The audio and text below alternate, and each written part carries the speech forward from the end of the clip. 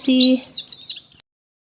Hari itu, Dokter Asya benar-benar dikerjai oleh suaminya sendiri. Sepertinya memang benar kalau itu disebut sebagai bulan madu kedua. Sebab Asya dan Bimasena tidak beranjak dari ranjang.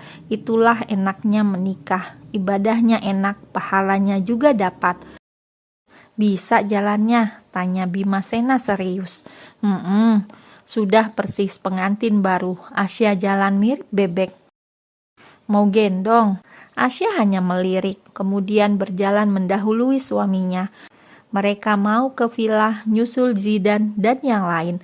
Sepanjang jalan Asya malah tertidur, mungkin karena capek, karena lembur semalam. Beberapa jam kemudian, "Sayang, bangun! Sayang!" Bimasena meninggikan suaranya dan Asya mulai mengerjap. Ibunda Zidan tersebut menggosok mata, kemudian menatap jendela. Sebuah danau terbentang sangat indah di sebelah. "Udah sampai danaunya, Mas?" tanya Asya memperhatikan sekitar lewat jendela. "Iya, bentar lagi sampai. Tuh villanya ada di ujung sana. Aku tidur lama ya?" "Tidak apa-apa. Pasti capek banget ya semalam," ucap Bimasena tanpa rasa bersalah. Asya hanya menutup wajahnya dengan tangan. Suaminya benar-benar Masya Allah kemarin, hanya bisa membuat tersipu. "Nah, alhamdulillah sampai." Bimasena kemudian memarkir mobilnya tepat di sebuah halaman villa yang berada tepat di kawasan danau yang terkenal di sana. "Bagus banget, Masya Allah. Cantik banget pemandangan di sini, Mas." Asya terlihat kagum dengan pemandangan di sana. Maklum, selama ini dia selalu lihat gedung tinggi. "Masih cantikan kamu, sayang." Bimasena kembali melempar gombalan. "Ibu! Ibu!" Dua anak langsung lari ke arah mereka berdua. Seketika mereka langsung menempel seperti perangko. Baik Zidan maupun Ayla, kalau sudah ketemu Asya mirip seperti lem, tidak mau pisah. Karena sudah berkumpul semuanya, mereka pun melanjutkan acara bakar-bakar menjelang malam tahun baru di tepi danau. Asya pun mulai menikmati pemandangan itu, menyaksikan orang-orang yang ia sayang kini bercanda ria. Tidak ada kebencian, yang ada hanya kehangatan keluarga yang selama ini Asya harapkan dalam doa di setiap malam. "Asya," panggil Bimasena. Asya lantas menoleh dan tiba-tiba saja Bimasena membopong tubuhnya. Pria itu membawa Asya masuk ke dalam air danau yang sangat dingin. "Astagfirullahalazim, Mas, dingin banget." Asya merasakan bulunya meremang ketika kulitnya menyentuh air danau yang dingin itu. "Nyelam ya," bisik Bimasena. Detik berikutnya, keduanya langsung masuk ke dalam air. Orang-orang hanya memperhatikan aksi keduanya yang nekat masuk air, padahal suhu di sana saat itu sedang dingin. Pak Han hanya bisa tersenyum melihat aksi menantu dan putrinya itu, sedangkan yang lain malah terkekeh, seperti melihat ABG pacaran. Ya, mereka berdua malah pacaran di dalam air. Agak lama mereka di dalam sana, sudah pasti tidak hanya menyelam. "Dingin," protes Asya saat sudah muncul ke permukaan. Bibirnya juga sudah pucat. Sepertinya ia memang kedinginan. Dan tiba-tiba Andri datang dengan selimut. Andri yang memang perhatian dengan adiknya itu langsung menyelimuti Asya. Setelah itu, satu persatu mereka ikut terjun ke danau bersama Bimasena. Mereka yang rata-rata memang perenang handal, malah balapan di air danau yang dingin tersebut. Yang menang pasti Andri, sebab ia merupakan salah satu perenang nasional. Puas renang dalam danau, mereka lanjutkan dengan makan-makan, bakar-bakar ikan, dan bakar-bakar kembang api di tepi danau. Sudah bisa dibayangkan sungguh indahnya malam tahun baru waktu itu. Esok harinya, karena ada kerabat yang mau menyusul ke sana, akhirnya Asya, Bimasena, dan Ardi memutuskan yang menjemput ke bandara. Saat menunggu di bandara, ada sebuah kejadian yang membuat semua orang panik. Asya yang kala itu sedang ke toilet, tiba-tiba ditemukan pingsan. Jelas semua panik. Katanya ada seseorang yang berjalan tidak sengaja menabrak Asya, dan perut Asya membentur pojokan wastafel. Alhasil, Asya langsung pingsan. Dengan panik, Bimasena membopong tubuh istrinya, membawanya ke salah satu ruangan yang ada di bandara. Di sana, Asya pun langsung ditangani. Dan dari sanalah sebuah kabar baik datang. Petugas bandara yang kala itu memeriksa Asya mulai curiga kalau Asya sedang berbadan dua. Dari bandara, mereka kemudian langsung pulang ke rumah Sultana. Di sana semua sudah berkumpul. Acara liburan kini terhenti sejenak. Mereka fokus pada Asya yang ternyata sudah berbadan dua. Sebenarnya Asya sudah merasa aneh pada tubuhnya akhir-akhir ini. Hanya saja 4 tahun kosong. Ia tidak mau kecewa dan terlalu banyak berharap. Jadi ia pikir hanya telat biasa. Tidak taunya Allah menitipkan malaikat kecil lagi dalam rahimnya. Hari itu juga keluarga Sultana tersebut memanggil dokter ke rumah. Berbeda dengan orang biasa harus ngantri di rumah sakit. Itu pun harus menunggu nomor antrian. Asya sangat beruntung karena dikelilingi orang-orang baik dan sayang dengan tulus padanya.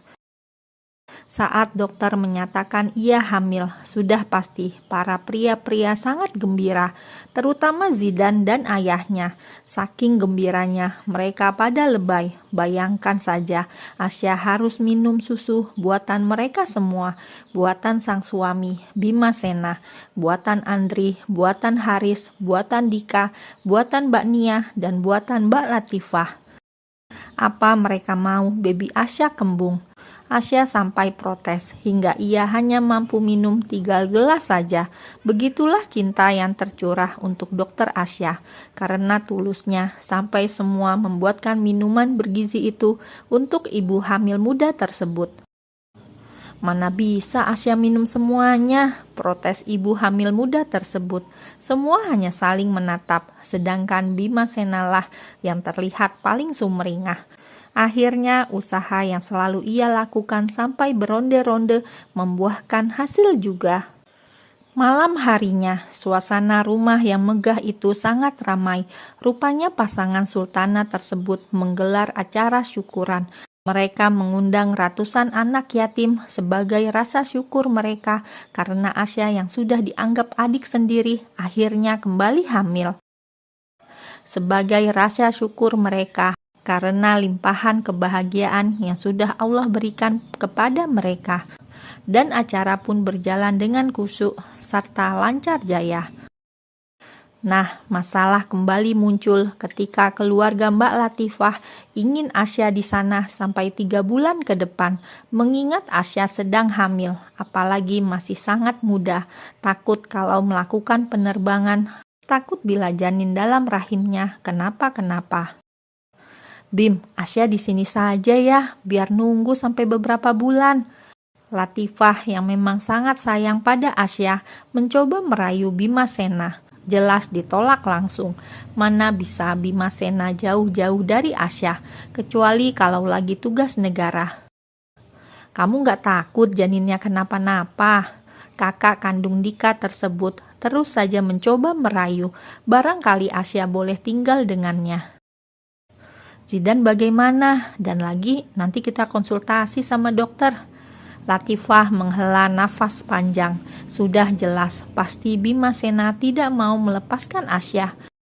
Akhirnya dokter kembali datang, tentunya dengan membawa banyak obat, karena lusa mereka akan kembali ke ibu kota. Masa cuti sudah habis, mereka harus kembali ke rutinitas sehari-hari. Malam terakhir di Kalimantan. Mereka semua minta tidur dengan Asya, tidak mau pisah.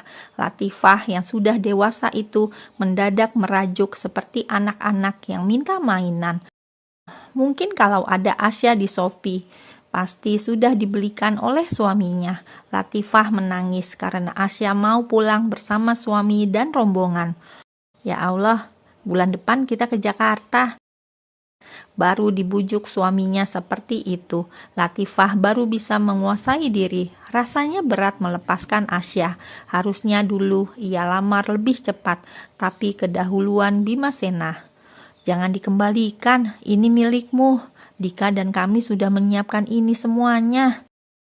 Latifah menyerahkan sebuah seserahan seperti paket hantaran lamaran. Asya jelas menolak, apalagi ia sudah menikah. Ia menjaga betul perasaan suaminya. Maaf mbak, tapi Asya nggak pantas menerima ini. Ini dibeli buat kamu, dulu sekali. Jika kita tidak bisa jadi saudara karena pernikahan, mbak mohon, meski kamu gagal jadi calon adik ipar mbak, anggap saja kita saudara. Tapi mbak, Asya menatap suaminya. Mana berani ia menerima seserahan itu. Latifah kembali menunjukkan wajah tulusnya. Apalagi Dika, melihat wajahnya saja sudah menyayat hati.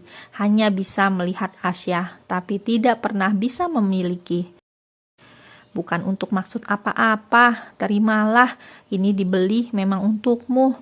Ada raut kesedihan di wajah jomblo premium tersebut. Bimasena sekarang merasa tidak enak pada kebaikan Latifah dan keluarganya. Ia pun kemudian mengangguk dan menatap Asya. Akhirnya seserahan untuk lamaran itu pun kini diterima. Satu set perhiasan yang mungkin harganya setara rumah. Haduh Sultanah. Meski berat, akhirnya mereka semua harus berpisah. Sempat dihujani air mata, tapi akhirnya semua pisah dengan menyimpan banyak kenangan indah semasa liburan. Makasih banyak Mbak Latifah, maaf banyak merepotkan.